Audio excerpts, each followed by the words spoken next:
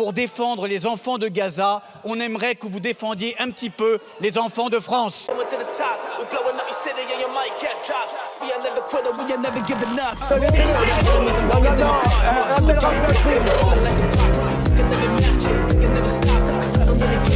Vous fumez, monsieur?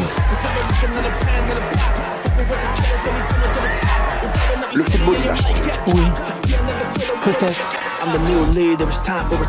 Ouais, c'est Laurent de la Mousse, bienvenue aujourd'hui pour une nouvelle vidéo, j'espère que tout le monde va bien, messieurs, dames. On se retrouve pour la petite vidéo actu du mercredi.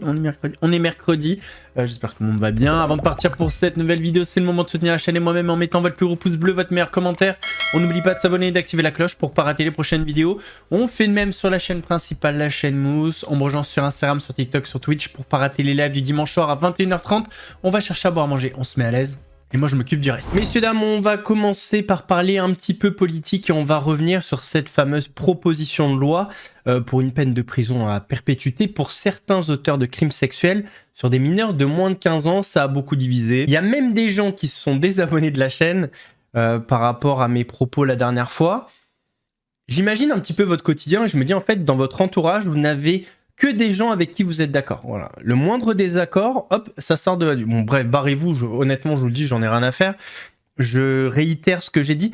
Je comprends que la proposition, elle est peut-être pas dissuasive. Ok, si vous voulez. Mais le but, quand même, c'est de protéger et de se dire, si ces personnes, enfin, si c'est des violeurs en série sur des mineurs de moins de 15 ans, etc., s'ils font ça, le but, c'est qu'ils ne le fassent plus et qu'ils sortent du circuit de la société. Bon, bah, s'ils font de la prison avec perpétuité et qu'on s'assure qu'ils vont au bout de leur peine, ça, je suis d'accord avec vous, c'est quand même important, qu'on s'assure que la perpétuité, elle est incompressible, bah, ils feront plus.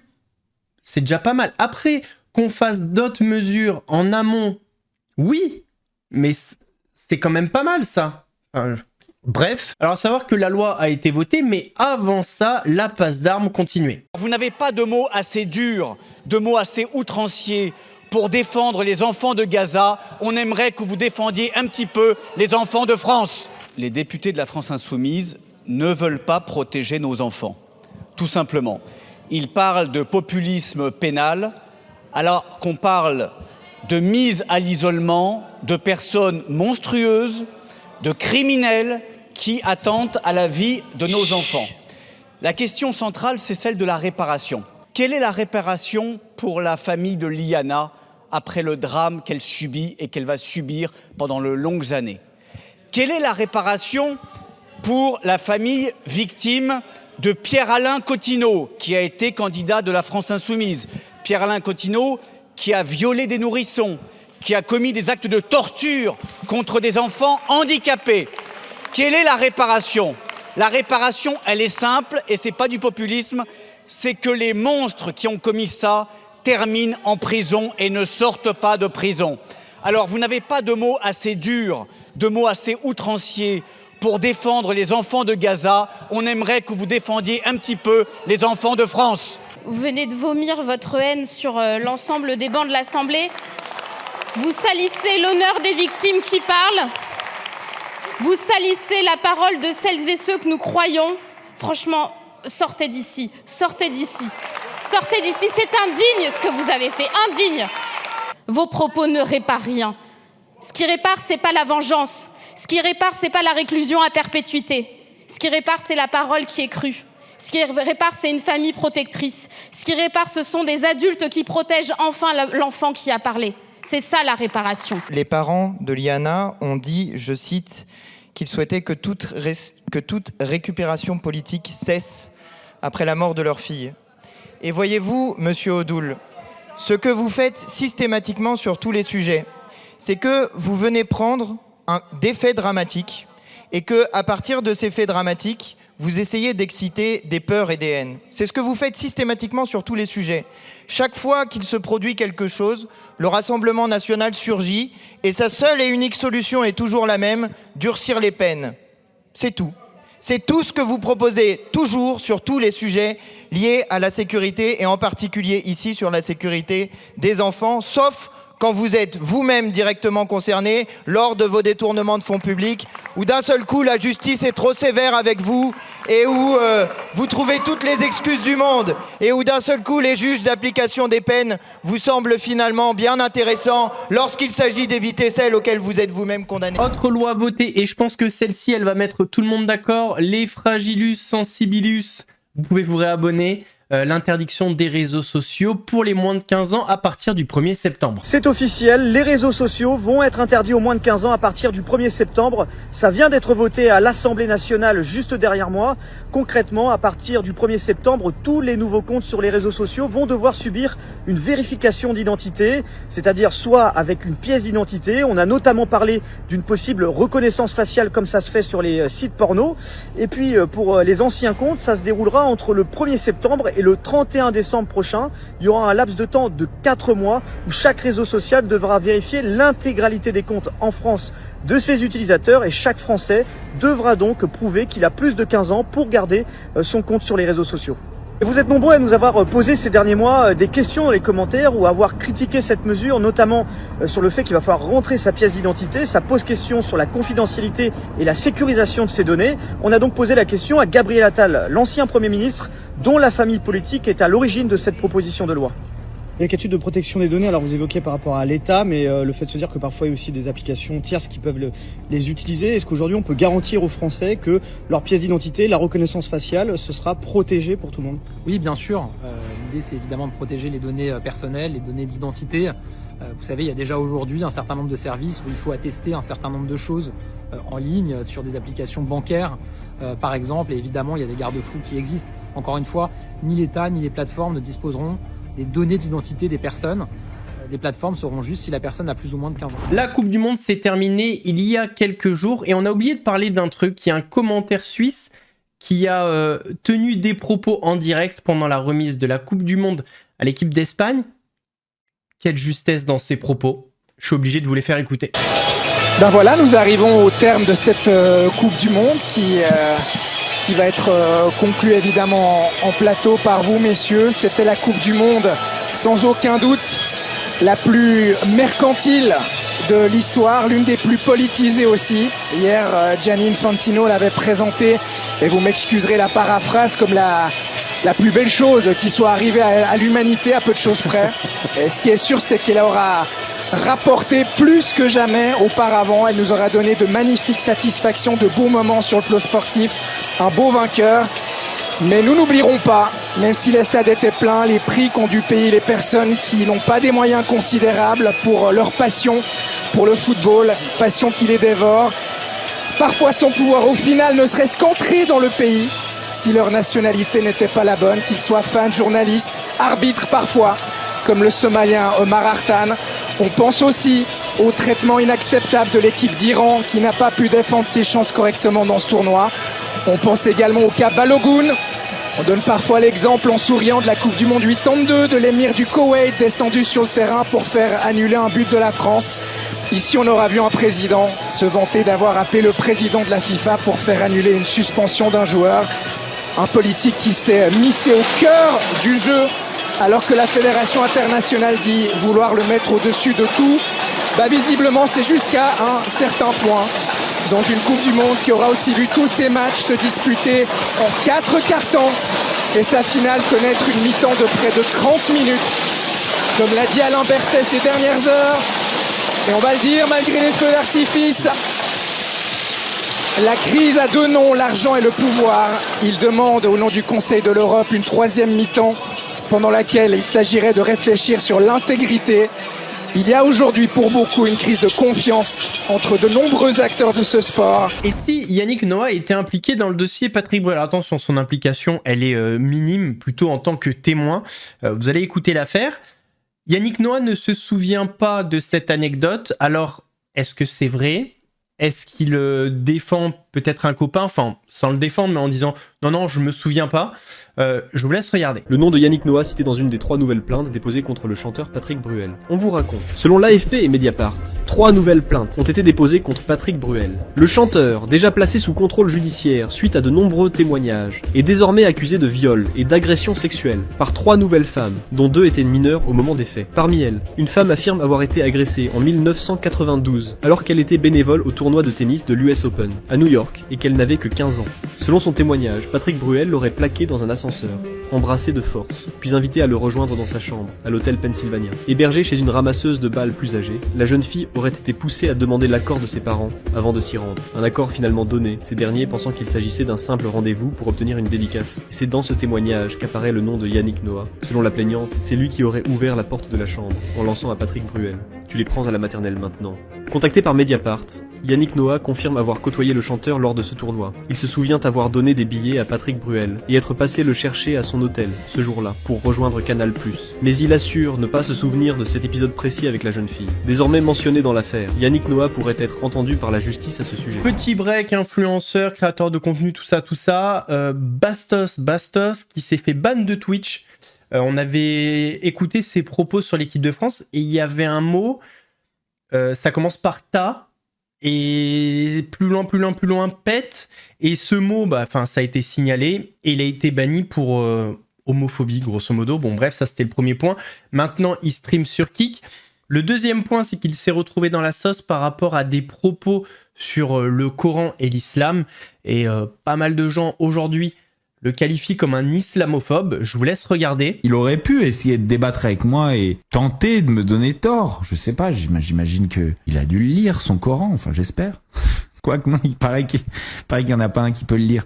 Viens avec des arguments corrects. Tu commences ta phrase par la femme est une des plus belles choses. Alors désolé Emine, hein, c'est un humain, une femme, comme toi. Personne la possède.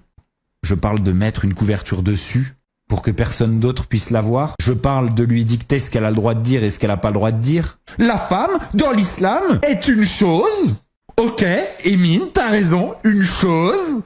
Donc, que l'homme possède lorsqu'il s'y marie. C'est trop bizarre de faire des stories pour me dire que j'ai tort, pour dire finalement que j'ai raison. Je le répète, le Coran, ainsi que d'autres livres sacrés qui ne sont pas le sujet là maintenant, le Coran a été écrit par des hommes et non par Dieu, et ils ont écrit le Coran en soignant leurs propres intérêts. Parmi ces intérêts, garder éternellement le contrôle sur la femme était l'un des plus importants. On peut aller comparer les autres religions si vous voulez. Maintenant, c'est un fait. Il n'y a pas aujourd'hui dans le monde religion où la femme est plus soumise, visuellement, c'est un fait, que dans l'islam. Basta. Arrivederci. C'est trop facile de débattre avec des imbéciles pareils. C'est un régal. Vous savez quoi, même pas. C'est pas très stimulant en fait. Je m'ennuie. Le dernier point qui m'a particulièrement surpris, il a réussi à avoir le partenariat Kick grâce à Aquababe. C'est un monde que je ne comprends pas, les amis. Que je ne comprends pas. Après avoir défoncé Aquababe moult fois en vidéo, ça va lui parler pour obtenir un partenariat. Je ne comprends pas ce monde. Et même Aquababe, tu te fais charcler et tu lui rends service, je comprends pas. La raison pour laquelle je fais ça, je vais pas m'emmerder à changer tout le temps, je vais pas vous emmerder même à changer tout le temps d'application. Donc je pense que on va abandonner Twitch, on va venir ici et on aura Twitch en backup si un jour c'est nécessaire. Ici ça marche bien, je sais que je serai jamais ban. Ici on me laisse parler. Vous savez quoi? Il y a même un truc, c'est Aquababe qui avait le contact de Kick. J'ai demandé qu'on me mette partenaire directement sans avoir à faire les heures de stream. Ils m'ont mis partenaire directement. Ça veut dire, eux ils me répondent, eux ils me prennent en compte. Sur Twitch, les gars. Parfois, je réponds lorsqu'on m'envoie un email. Même pas t'as une réponse. Ils s'en balancent. J'aime bien avoir une petite assistance, un peu de service client, un peu de respect. Voilà. Les petits emojis, je vais les remettre. Ils vont arriver dans le chat. Ça sera pareil. C'est pas grave, j'ai un peu moins de monde là pour l'instant sur Kick. Mais Voilà, ça va marcher. Messieurs, dames, mauvaise nouvelle pour l'humanité, c'est triste. Je vous invite à prendre des mouchoirs, on ne sait jamais. Le recruteur de mannequins qui opérait pour Jeffrey Epstein, donc Daniel Siad, a été retrouvé mort à son domicile. Voilà, les circonstances, pour l'instant, sont inconnues. Est-ce que c'est lui? Est-ce que c'est quelqu'un d'autre? Dans le fond, est-ce qu'on en a quelque chose à foutre? C'est triste. On perd quelqu'un de grand. 1 minute de silence, s'il vous plaît. Là. La mort d'un des acteurs français du dossier Epstein. Il s'appelait Daniel Siad. Racontez-nous, Vincent Ventighem, ce que vous savez sur ce qui s'est passé. Oui, effectivement, c'est une information de Mathias Tesson et de Maxime Brandstetter du service police-justice de BFM. On est en mesure d'affirmer ce matin que Daniel Siad, l'un des protagonistes du dossier Epstein en France, a été retrouvé mort lundi à son domicile de Colombes, dans les Hauts-de-Seine. Une enquête est ouverte en recherche des causes de la mort. Pour l'instant, les causes de la mort ne sont pas connues. Vous l'avez dit, Daniel Siad, c'est un nom qui a fait les gros titres depuis quelques mois, depuis la diffusion des dossiers Epstein par le département de la justice américain, parce que le nom de cet homme de 69 ans apparaît à plus de 2000 reprises dans ces documents. Il était soupçonné d'être l'un des rabatteurs de jeunes filles, de jeunes mannequins pour Jeffrey Epstein, le magnat américain. Et depuis quelques mois, il était lui-même visé par des accusations de viol par 5 femmes, notamment Ebba Carlsson, une mannequin suédoise qu'il avait accusée de viol dans les années 90. Le parquet de Paris avait ouvert une enquête. Selon nos informations, Daniel Siad n'a jamais été entendu et il ne pourra plus l'être, vu qu'il a été retrouvé mort et que l'action publique à son encontre va s'éteindre. Mais en tout cas, c'est une information importante pour les plaignantes qui dénonçaient depuis des mois les agissements de cet homme. Connaissez-vous l'acteur Idir Mazougli? C'est un bon acteur, il a une bonne gueule, enfin moi en tout cas j'aime bien. Si vous avez vu Bac Nord ou Pax Massilia, vous l'avez forcément déjà vu. D'ailleurs je crois qu'il était dans un clip de SCH aussi. Bon bref, là il va parler d'une autre actrice, productrice, réalisatrice, maintenant Nawel Madani. Et vous allez voir qu'il y va pas avec le dos de la cuillère. La vidéo est un petit peu longue, 5 minutes, mais honnêtement ça passe vite. Franchement, je sais absolument pas de quoi tu parles. De 1, de 2, je n'ai jamais joué dans le truc à Nawel Madani. De 3, et ça c'est le plus important pour moi, même si elle me proposerait de jouer dans un truc à elle, jamais de la vie j'irai jouer dans un truc à elle, parce qu'en fait, c'est une musulmane qui se sert des musulmans pour faire ses projets, tout en rabaissant les musulmans. Et moi je l'ai pas vu la série Ici tout commence, mais ceux qui l'ont vu, ils seront d'accord avec moi. Mais en fait, vous savez quoi, je vais vous raconter la vérité, parce qu'en fait, j'essaie des fois d'être hypocrite sur les réseaux, mais j'arrive pas là. Mais je vais vous raconter, il y a très très longtemps, mon agent il m'appelle, il me dit ouais, il y a un casting à passer pour une série Netflix, nanana, ça s'appelle Bandito ou Bandero, je sais plus quoi ça s'appelait pas, Ici tout commence. Je dis ok et tout, c'est quoi tout, nanana, il me dit ouais, c'est le truc de Nawel Madani et tout. Je dis ah ok, tout ça. Et il m'envoie le truc, le scénario, je le lis, je vois que c'est un truc frère, vous avez vu dans Ici tout commence, genre il y a des meufs sans voilées, ils parlent mal, ils insultent, ils parlent de je sais pas quoi et tout, nanana. Même si je ne juge pas, c'est l'autre qui juge, c'est pas moi, tu vois. Et en gros, je lui dis non, je me sens pas et tout, nanana, mon agent me dit bon, c'est quoi, vas-y, juste pour rencontrer le directeur de casting. Parce qu'en fait, quand vous passez des castings, même si vous n'êtes pas pris tout, le directeur de casting, il vous garde dans sa liste pour des autres projets à venir.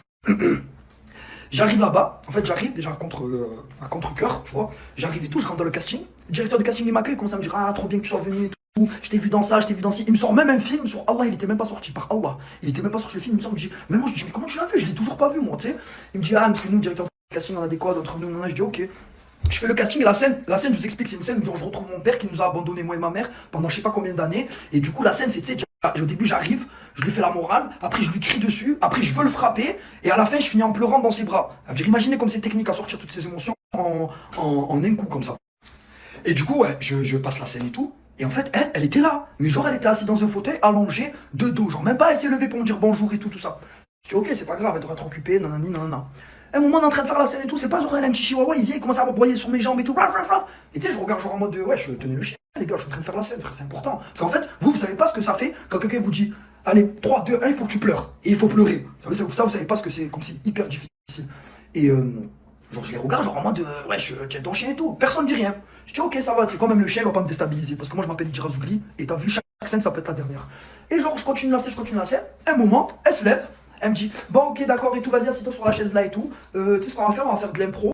Je dis ok, pas de soucis, c'est quoi l'impro? Elle me dit, bah en fait, en gros, tu vas me mettre une musique sur YouTube, une musique qui date et tout, genre qui est des années 80, et moi, je vais te dire c'est de la merde. Et en gros, toi, faut que dans cette scène, tu réussisses à me convaincre que genre c'est pas de la merde. Je dis ok, pas de soucis. Je lui mets une musique à l'ancienne, je sais plus ce que j'avais mis.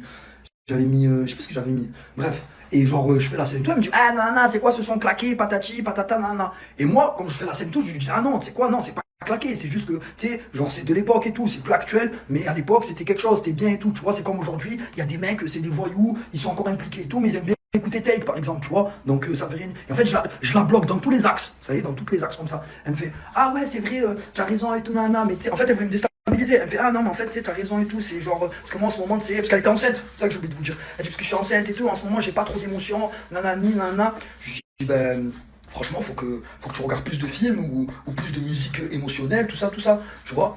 Et de là, on finit ça y est. Elle me fait ça, elle me dit, ok. Elle me dit ok, quand elle me dit ok, elle me regarde droit dans les yeux. Déjà tout ce qu'elle a fait, tu vois, c'était énervant. Mais le truc qui m'a fait toucher les fils, elle me regarde comme ça, elle me dit, et sinon, tu as déjà fait des films et tout, nanana. Je fais ça, je la regarde, je lui dis, Nawel, je te dis la vérité sans te manquer de respect. Genre, tu fais passer un casting là pour une série Netflix. Et que je sache ta série Netflix, c'est pas un casting sauvage. Ça veut dire que c'est des acteurs qui viennent te voir. Donc au moins le minimum, genre les gens qui viennent te voir, renseigne-toi un petit peu sur eux, tu vois. Au moins tu sais qui tient en face. Et tu sais si peut-être ça peut le faire ou pas le faire. Les gars, c'est pas, elle se lève comme ça, elle me fait, oh, c'est qui je suis, moi? Je suis Nawel Madani, j'ai rempli des salles, nanana, commence à crier de fou et tout, nanana. Je fais ça, je la regarde, je laisse crier. Je fais ça, quand je me lève, je prends ma sacoche. Je me rappelle, j'avais une sacoche Goyard vert. Je la prends, je la mets comme ça, je dis, ah, tu as vu, tu vas me crier et tout, tu vas me dire, nanana. T'as vu, moi, je m'appelle Idira Zougli, et par Allah, tu vas t'en souvenir. Et t'as vu, quand je lui dis ça se voit, elle me regarde, genre en mode, ah, c'est un harbi. C'est genre, c'est parce qu'à mon avis, elle pensait pas que j'étais un arbitre, tu vois. Je me taille, comme je me taille, le directeur de casting vient derrière moi, il me dit, ouais, désolé, il dit, comprends là, elle est enceinte, nanani, nanana. Je fais, écoute, je te dis la vérité, je comprends pas. T'as vu, quand t'es enceinte, tu peux pas travailler, mets-toi sur le côté. T'as vu, quand même pour les mecs, ils ont un problème, une maladie ou quoi, tu peux pas travailler, mets-toi sur le côté. Ne sois pas comme ça. T'as vu, pour le travail, surtout ce travail, parce que c'est un travail où on est tout le temps au bord de la falaise. C'est-à-dire, à tout moment, on peut chuter, que ce soit acteur ou réalisateur. Et, je fais ça et tout, je me taille, je retourne à Marseille, j'appelle mon agent, je dis, tu vois, je t'avais dit, regarde ce qu'elle m'a fait et tout, nanana, il me dit, c'est pas grave, c'est pas grave. Le lendemain, je vais sur mon Insta, je vois m'ajouter sur Insta, tu sais. Je l'accepte pas. 2 jours après, elle se redésabonne de moi, tu vois. Et en fait, tout ça pour vous dire que, voilà, genre, il y a des gens dans le cinéma, on est censé être comme ça, tu vois, parce que c'est un habillage, un habillage. Mais même, c'est même pas une question de ça en vrai, tu vois, c'est une question de, tu vois, soit gentil, soit humble et soit professionnel. Tu vois, c'est ça le truc. Voilà, c'était la petite anecdote. Messieurs, dames, on arrive à la fin de cette vidéo. J'espère qu'elle vous a plu. Si c'est le cas, votre plus gros pouce bleu, votre meilleur commentaire. On n'oublie pas de s'abonner et d'activer la cloche pour pas rater les prochaines vidéos. On fait de même sur la chaîne principale. On me rejoint sur Instagram, sur TikTok, sur Twitch pour pas rater les lives du dimanche soir à 21h30. Nous, on se donne rendez-vous demain pour une nouvelle vidéo action. En attendant, prenez soin de vous. Laurent Delamousse vous salue.